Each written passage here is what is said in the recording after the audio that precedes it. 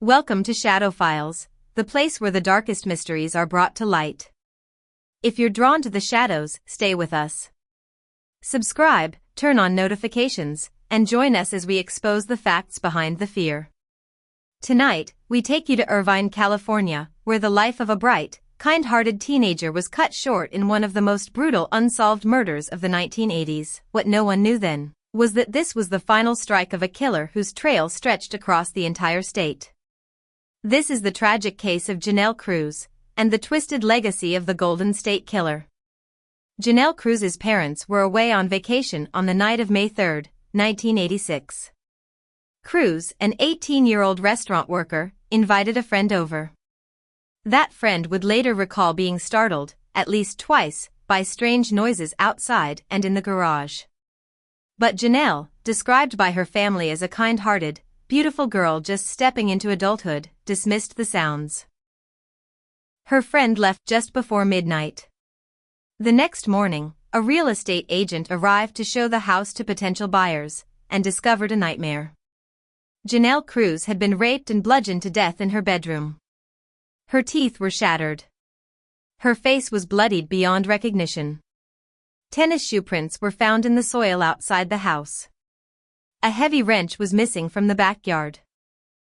Investigators initially homed in on the last people to see Cruz alive and her former boyfriends, but the case went cold.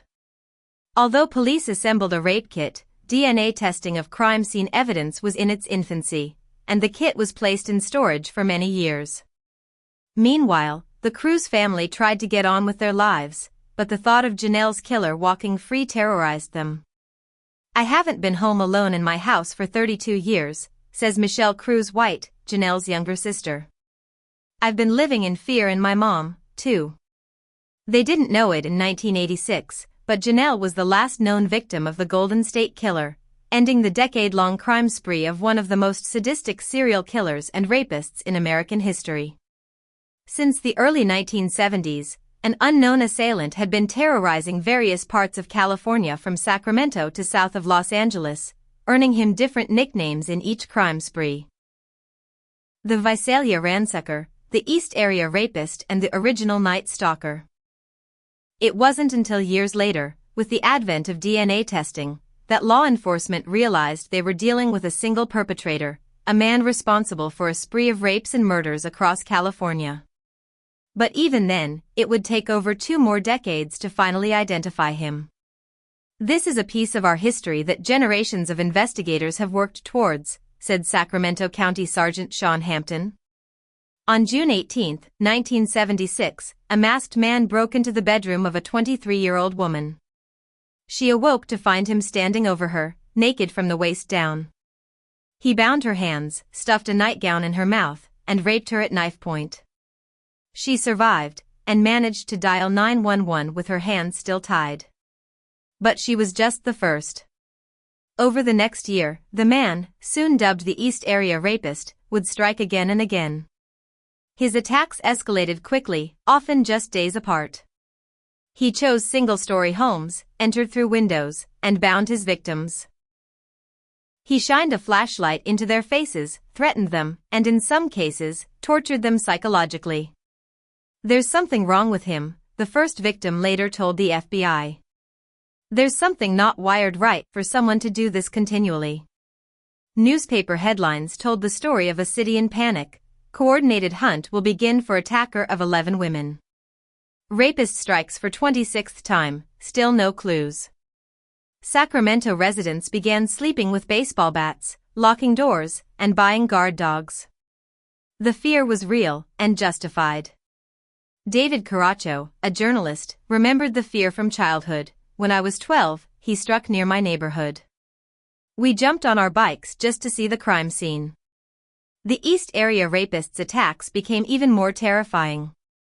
He took trophies, jewelry, cufflinks, and sometimes left chilling messages. Before one attack, he placed plates on the back of a victim's mother, warning that if he heard them clatter, he'd mutilate her daughter. He raped more than 24 women before committing his first known murder in 1978. On February 2, 1978, Katie and Brian Majori were out walking their dog when they were confronted by a masked man. By the end of the night, both were dead from gunshot wounds. Katie had previously complained about being stalked by a man in a blue Volkswagen. She even received chilling calls saying, "Your turn is coming."